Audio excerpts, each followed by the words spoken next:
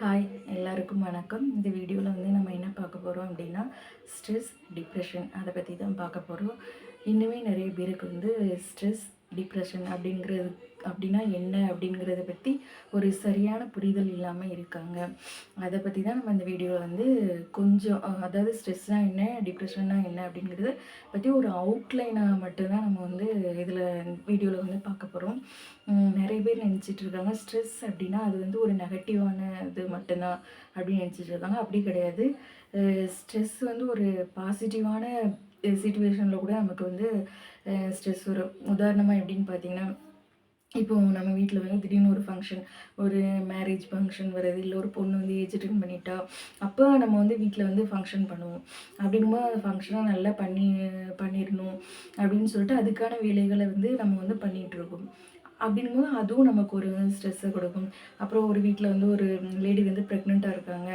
அப்போ அவங்க வந்து அந்த குழந்தைய பிரசவிக்க வரைக்கும் அவங்களுக்கும் சரி, வீட்டை சார்ந்தவங்களும் கொஞ்சம் வந்து ஸ்ட்ரெஸ்ஸில் தான் இருப்பாங்க. அது கொஞ்சம் நல்லபடியாக முடிஞ்ச பிறகு தான் கொஞ்சம் ரிலீஃப் ஆவாங்க. இதுவும் வந்து ஸ்ட்ரெஸ் தான். அதாவது ஸ்ட்ரெஸ் எப்படின்னா, நம்ம எப்போது இயல்பாக இருக்கிறதுல வந்து கொஞ்சம் சின்ன ஒரு மாற்றம் ஏற்படுறது, கொஞ்சம் அதை கூட நம்ம வந்து ஸ்ட்ரெஸ்ஸுன்னு சொல்லலாம்.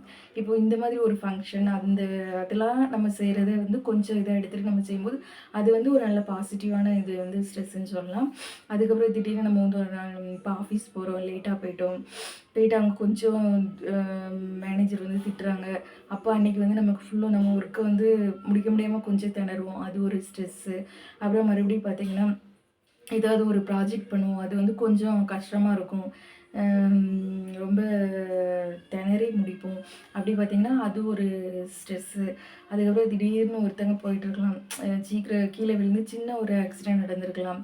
ஒரு 2 நாள் காயமாக இருக்கும். அப்படி பார்க்கும்போது அதுவும் ஒரு ஸ்ட்ரெஸ்ஸு. அதுலேயும் இருந்து டக்குன்னு நம்ம வந்து ரெக்கவர் ஆகி வந்துடலாம். ரொம்ப டைம் எடுக்காமல் கொஞ்ச காலத்துக்குள்ளே அதுலேருந்து நம்ம வெளியே வந்துடுவோம். அதுதான் வந்து ஸ்ட்ரெஸ் அப்படின்னு சொல்கிறாங்க. நார்மலாக இல்லாமல் கொஞ்சம் வித்தியாசமாக இருக்கக்கூடிய இது வந்து ஸ்ட்ரெஸ்ஸு. அதை தாங்கிக்கக்கூடிய கெப்பாசிட்டி வந்து நம்ம வந்து பிரெயினுக்கு வந்து இருக்குது. நம்ம பிரெயின் வந்து அதை நம்ம வந்து பாடிக்கு வந்து கொடுக்குது. இதுதான் வந்து ஸ்ட்ரெஸ்ஸு. ஸ்ட்ரெஸ்ஸை வந்து நம்மளால் வந்து தாங்கிக்க முடியும். இதே இந்த ஸ்ட்ரெஸ்ஸு வந்து ரொம்ப அதிகமாகிட்டு எப்படி சொல்கிறது, இப்போ வந்து ஒரு இதில் ஆக்சிடெண்ட் ஆகிட்டாங்க.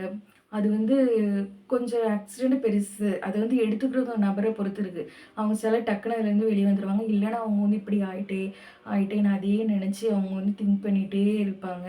மறுபடியும் வந்து பார்த்திங்கன்னா, அவங்களுக்கு வந்து லைஃப்பில் வந்து நடக்க வேண்டிய ஒரு நார்மலான விஷயம் வந்து நடக்காமல் வந்து இருக்கலாம்.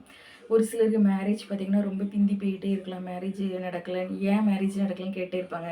அதுக்கப்புறம் குழந்த கன்சீவ் ஆகாமல் இருப்பாங்க, அதை கேட்டுகிட்டே இருப்பாங்க. அப்புறம் திடீர்னு வந்து ஒரு ஆக்சிடெண்ட் ஆகி பெரிய எப்படி ஒரு தன்னோட உடல் உறுப்பை கூட இழக்கிற சிச்சுவேஷன் வரலாம். லைஃப்பில் சுற்றி பார்த்தா எங்கேயுமே ஹாப்பினஸ் இல்லை, அந்த மாதிரி இருக்கலாம்.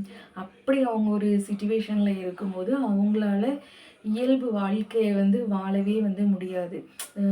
ஒரு 2 வாரம் 2 மாதம் அப்படி போகும்போது அது வந்து ஸ்ட்ரெஸ்ஸு கிடையாது. அது வந்து நம்ம டிப்ரெஷன் சொல்கிறோம். அதான் டிப்ரெஷன், மன அழுத்தம். சரி, அது என்ன டிப்ரெஷன் ஆகிட்டா அப்படியே அவங்க வந்து கொஞ்ச நாள் அப்படியே ரெஸ்ட் எடுத்துகிட்டு வெளியே வந்துட வேண்டியது தானே. ஏன் அவங்க ரொம்ப அதிலே இருக்கிறாங்க? அப்புறம் வந்து எதுக்கு வந்து டிப்ரெஷனுக்கு வந்து போய் டேப்லெட் சாப்பிட்றாங்க? டேப்லெட் சாப்பிட்டா அப்படியே பழகிரும் அப்படின்னு வந்து ஒரு தப்பான கருத்து வந்து இருக்குது. அது வந்து அப்படி வந்து கிடையவே கிடையாது. இப்போ வந்து இப்படி நம்ம வந்து திடீர்னு நமக்கு வந்து ஃபீவர், நம்மளே வந்து சொல்லுவோம், நான் ஊருக்கு போயிட்டு வந்தேன், அங்கே தண்ணி ஒத்துக்கலை. இல்லைனா டூருக்கு எங்கேயாவது போவோம், அங்கே நல்லா ஃபால்ஸில் நல்லா குளித்தோம், அதனால் எனக்கு வந்து அது ஒத்துக்கலை, அதனால் எனக்கு வந்து ஃபீவர் வந்துட்டு டாக்டர்கிட்ட போகணும் அப்படின்னு சொல்லிட்டு அதுக்கு டேப்லெட் வந்து எடுத்து வருவோம். இல்லைனா சில நாள் கொஞ்ச நாள் காலையிலலாம் ஒழுங்காக சாப்பிட்றவே மாட்டோம். அது வந்து எனக்கு வயிற்று வலி ஏற்படுத்திட்டு, அல்சர் ஏற்படுத்திட்டு அப்படின்னு சொல்லிட்டு நம்ம அதுக்கு வந்து ட்ரீட்மெண்ட் எடுத்துருவோம். நமக்கு உடம்புல ஒரு ப்ராப்ளம் வந்தால் எப்படி வந்து டேப்லெட் சாப்பிட்றோமோ அதே மாதிரி தான் டிப்ரெஷனுக்கும் நம்ம வந்து அதோட நம்ம டிப்ரெஷனோட தன்மையை தெரிஞ்சு அதுக்கு தகுந்தபடி ட்ரீட்மெண்ட் வந்து கண்டிப்பாக எடுக்கணும். அந்த டிப்ரெஷனால் பாதிக்கப்பட்டவங்க வந்து இயல்பு வாழ்க்கை வந்து கொண்டு போக முடியாது. இப்போ நமக்கு ஃபீவர்னால் ஒரு மாதிரி அன்றைக்கி நம்ம வந்து டயர்டாக இருப்போம், வேலையே செய்ய முடியாதுல்ல.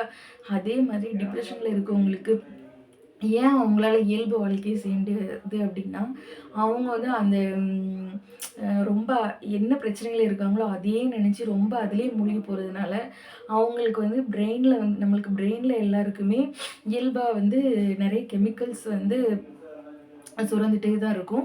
அந்த கெமிக்கல் வந்து இம்பேலன்ஸ் ஆகுற அதாவது சரியா சுரக்காம, அதில ஒரு பாதிப்பு ஏற்படும்போது தான், அவங்களால நார்மலான ஒரு லைஃப்ப வந்து லீட் பண்ண முடியாது.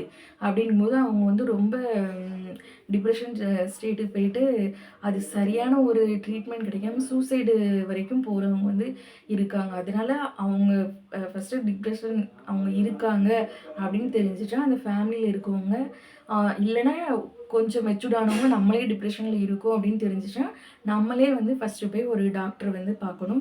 இதில வந்து நெறைய பேருக்கு வந்து தெரிய மாட்டேங்குது. சைக்காலஜிஸ்ட் யாரு? சைக்காட்ரிக் யாரு? அப்படின்னு தெரியல. இப்போ வந்து ஃபர்ஸ்ட்டு நம்ம கொஞ்சம் டிப்ரஷன்ல இருக்காங்க அப்படின்னு ஒரு ஒரு பெர்சன் வந்து இப்போ டிப்ரஷன்ல இருக்காங்க அப்படின்னு நம்ம வந்து தெரிஞ்சுட்டுனா, ஃபர்ஸ்ட்டு அவங்கள வந்து சைக்காலஜிஸ்ட்ட கூட்டு போனா போதும். சைக்காலஜிஸ்ட் அப்படின்னா அவங்க வந்து மனநல ஆலோசகர். அதாவது கவுன்சிலிங் குடுப்பாங்க. கவுன்சிலர்ன்னு சொல்றோம்ல, டாக்கிங் தெரப்பி. அதாவது அவங்க கிட்ட பேசி எப்படி இருக்கு? உங்களுக்கு என்ன பிரச்சனை? ஒரு ஒரு நாள் என்ன பிரச்சனைய சந்திக்கிறீங்க? தூக்கம் எப்படி இருக்கு? உங்களால சாப்பிட முடியுதா? அந்த மாரி நெறைய கொஸ்டின்ஸ் கேட்டு, அவங்க என்ன நிலைமையில இருக்காங்க? எந்த அளவு டிப்ரஷன்ல இருக்காங்க? அப்படிங்கிறது வந்து அவங்க வந்து கண்டுபிடிச்சுட்டு, அதுக்கு தகுந்தபடி ஒரு டாக்டர சைக்காட்ரிக்ட்ட அனுப்புவாங்க. சைக்காலஜிஸ்ட்டால ஒ கண்டிப்பா வந்து டேப்லெட் வந்து பிரிஸ்கிரைப் பண்ண முடியாது. அவங்க வந்து கவுன்சிலிங் மட்டும் தான் குடுக்க முடியும். ஒரு சிலவங்க லைட்டா கொஞ்சம் டிப்ரஷன்ல தான் இருக்காங்கன்னா, அவங்களுடைய டெய்லி ரொட்டீன கொஞ்சம் சேஞ்ச் பண்ணி, அப்படியே அவங்க வந்து டாக்டர்ட்ட போய் பார்க்காம, சைக்காலஜிஸ்ட்டாலேயே அவங்கள வந்து க்யூர் பண்ண முடியும். இல்ல ஓவர் டிப்ரஷனுக்கு போயிட்டாங்க அப்படின்னு தெரிஞ்சா, கண்டிப்பா வந்து ஒரு சைக்காட்ரிக்க போய் பார்க்கணும். அதாவது மனநல மருத்துவர். அவங்க வந்து எப்படி இருக்கோம், நம்ம வந்து எப்படி இருக்கிறாங்க, டிப்ரஷன்ல இருக்கிறவங்க வந்து எந்த மாதிரி இருக்காங்க, அப்படின்னு அவங்ககிட்ட பேசி அவங்கள பத்தி தெரிஞ்சுட்டு, அதுக்கு தகுந்தபடி டேப்லெட்ஸ் குடுப்பாங்க. அந்த டேப்லெட்ஸ் வந்து எடுத்துக்கும்போது, அந்த பிரெயின்ல நமக்கு சுரக்கக்கூடிய கெமிக்கல்ஸ்லாம் நார்மலா ஆயிரும். அதுக்கப்புறம் அவங்க வந்து அப்படியே இயல்பு வாழ்க்கைக்கு வந்து போயிருவாங்க. அதுக்கப்புறம் அதுலருந்து அவங்களால கண்டிப்பா வந்து மீண்டு வந்து வர முடியும். டிப்ரஷன்னா கண்டிப்பா டாக்டர போய் பார்த்து டேப்லெட் சாப்பிடக்கூடாது. அப்புறம் அதிகமா டிப்ரஷனுக்கு போயிருவாங்க. அப்படிங்கிறதுலாம் ஒரு வந்து தப்பான இது. அப்படி சொல்லி நம்ம டாக்டர பார்க்காம இருந்தா, அது கண்டிப்பா வந்து சூசைட்ல தான் போய் முடியும். ச கண்டிப்பா டிப்ரஷன்ல இருக்கீங்க அப்படின்னா, கண்டிப்பா ஒரு சைக்காலஜிஸ்ட், சைக்காட்ரிக்ட்ட போய் பாருங்க. அதுக்கப்புறம் வந்து இப்போ வந்து நான் வந்து டிப்ரஷன் அதுக்கு டேப்லெட் சாப்பிட்டுட்டு இருக்கோம். இல்ல என் வீட்ல இருக்க என் பொண்ணு வந்து டேப்லெட் சாப்பிட்டுட்டு இருக்கா அப்படிங்கிறத வந்து நம்ம போய் தேவையில்லாம அடுத்தவங்க கிட்ட வந்து சொல்ல வேண்டிய அவசியமே வந்து கிடையாது. ஏன்னா, அவங்க வந்து இன்னும் தவறான ஒரு புரிதல் இருக்கு. எப்படி வந்து காய்ச்சல், வயித்து வலிக்கு டேப்லெட் சாப்பிட்றோமோ, அதுதான் அதே மாதிரி தான் இதுங்கிறது வந்து அவங்களுக்கு வந்து புரிஞ்சுக்க முடியல. அது வந்து அவங்களோட அறியாமை. அந்த மாதிரி இருக்காங்க. அதனால தேவையில்லாம அடுத்தவங்க கிட்ட போய் டிப்ரஷனுக்காக டேப்லெட் எடுத்துக்கிட்டாங்க அப்படின்னு சொல்ல வேண்டிய அவசியமே கிடையாது. அதுக்குன்னு அடுத்தவங்களுக்கு தெரிஞ்சிற போது அப்படின்னு சொல்லிட்டு ஹாஸ்பிட்டல் போகாம அந்த மாதிரி இல்லாம வீட்லயே வச்சு இது பண்ண முடியாது. ம் அ அவசியம் இல்லாத பட்சத்தில அடுத்தவங்ககிட்ட போய் நம்ம வந்து சொல்ல வேண்டிய அவசியமே வந்து கிடையாது. கண்டிப்பா வந்து டிப்ரஷனுக்கு வந்து ம் நல்ல ட்ரீட்மெண்ட் இருக்கு. நல்ல ட்ரீட்மெண்ட் கவுன்சிலிங்லாம் எடுத்தா, கண்டிப்பா இதுலேருந்து நம்ம வந்து வெளிவந்து நம்மளால ஒரு இயல்பு வாழ்க்கைய வந்து லீட் பண்ண முடியும். ஓகே. Thank you. இந்த வீடியோ வந்து உங்களுக்கு பிடிச்சிருக்கும். யூஸ்ஃபுல்லா இருக்கும்னு நெனைக்கிறேன். இது பிடிச்சிருந்தா ம் அ உங்க ஃப்ரெண்ட்ஸுக்குலாம் வந்து ஷேர் பண்ணுங்க. லைக் பண்ணுங்க. கண்டிப்பா சப்ஸ்கிரைப் பண்ணுங்க. ஓகே. Thank you.